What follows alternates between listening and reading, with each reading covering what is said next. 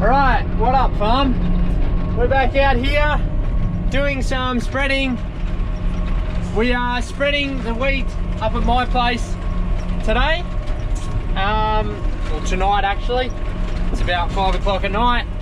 We got to do my wheat here tonight and then my canola tonight as well.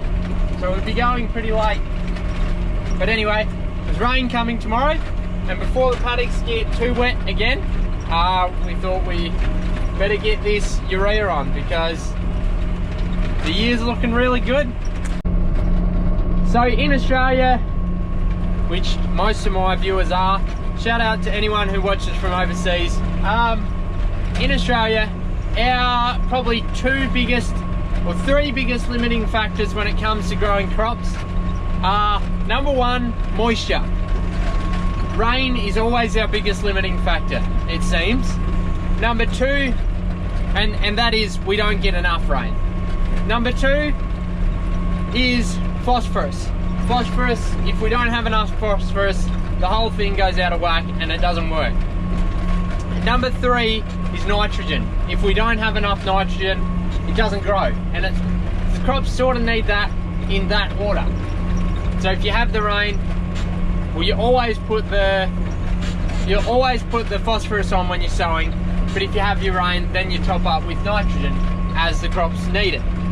Well, that's in our area anyway. So urea, which is a nitrogen-based krill fertilizer, it is in very short supply this year.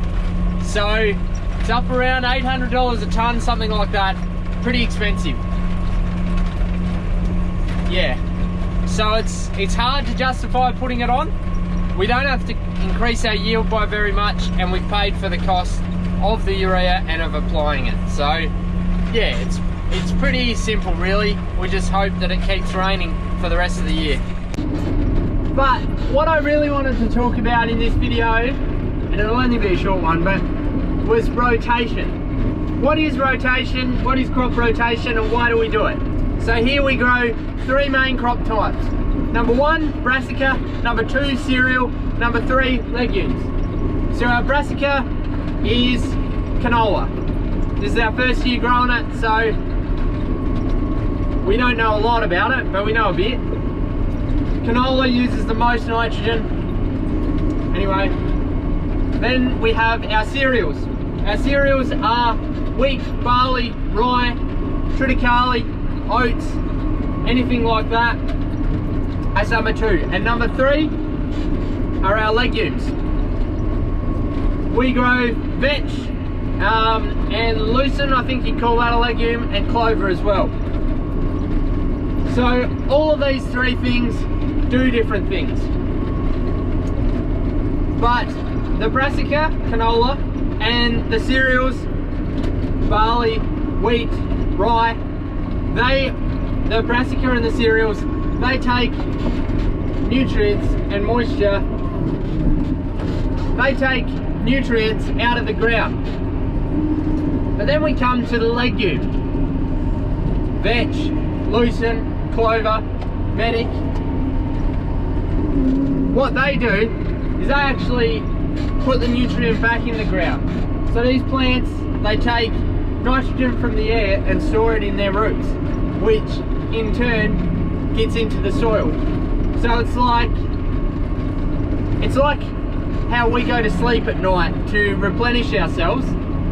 We plant a legume crop in our rotation every third year. So it'll go up on my place, it goes brassica, canola, then cereal, wheat, and then legume, vetch. And what that legume does in the rotation, it replenishes the soil. It gives the soil a chance to rejuvenate, to have some nitrogen replaced into it. But also what it does, because legumes are broadleaves, and our worst weed here is annual ryegrass, we're actually able to spray out the grass weeds out of our legume pasture, or out of our legume crop. So that is one big advantage for having a legume crop. Then we go to a brassica, which is canola. Canola is very hungry for nitrogen. It needs a lot of nitrogen to do really well. So we go to that. Brassica is also a broadleaf crop, so we're able to spray our grass weeds out of that as well, which is also very handy. Because then the next year we go to wheat. Wheat is a cereal, which is a grass, so we can't spray our grass weeds out of it. But being a grass, we can spray our broadleaf weeds out of it. And that is very handy to have in our rotation. And over a 3-year period, we're actually doing a very good job at cleaning up all of our weeds. So yeah, I hope that explained it to you. This is what I know about rotation. This is why we do it. Let me know in the comments if I've missed something or there's another reason why you do it. Because I love to learn too. And I don't know everything. I'm a long way from that. If the day I stop learning something new about farming will be the day I die. I'm sure of that, because there's just so many parts to it. I really love it. So yeah.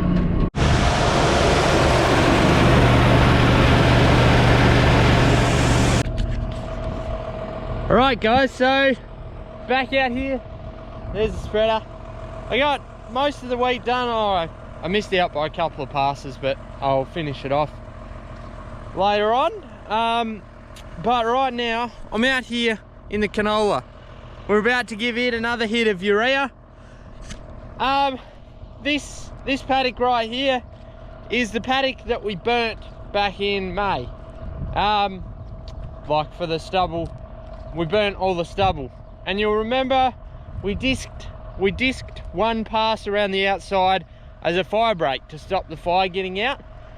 Now, in the past, before chemicals were a thing, people used to use tillage, like working up the dirt to kill the weeds, to control the weeds. Now we don't use it so much. This fire break, which I'm about to show you right here, it's 30 foot wide. It goes from there to the fence.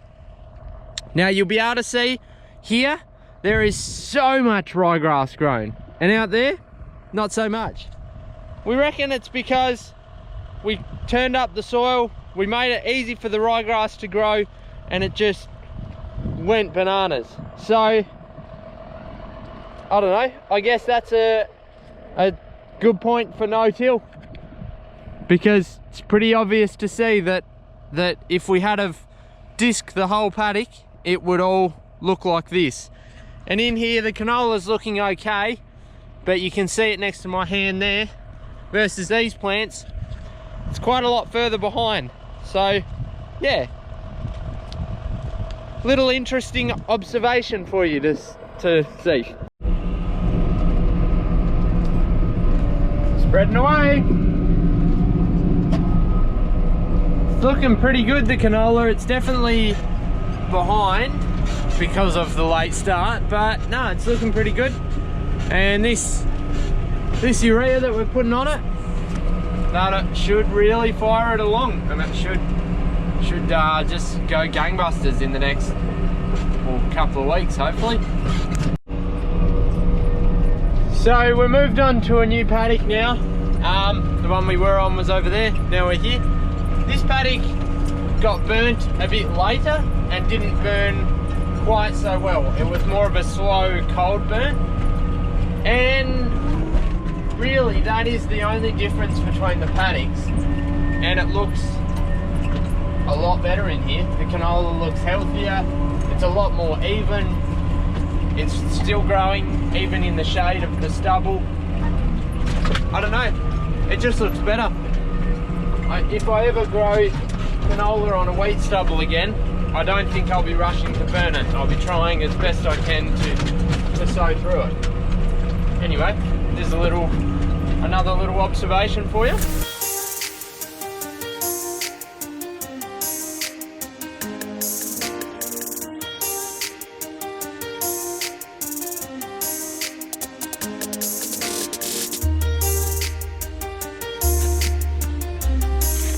Right guys, we got it all spread out. We did some, I did some double passes and one triple pass just to see what difference that makes, but that's something that we will look at later on, when probably once we've got the yield data, I'd say. But anyway, that will be interesting to see how that goes. Thanks for watching, and we'll see you in the next one.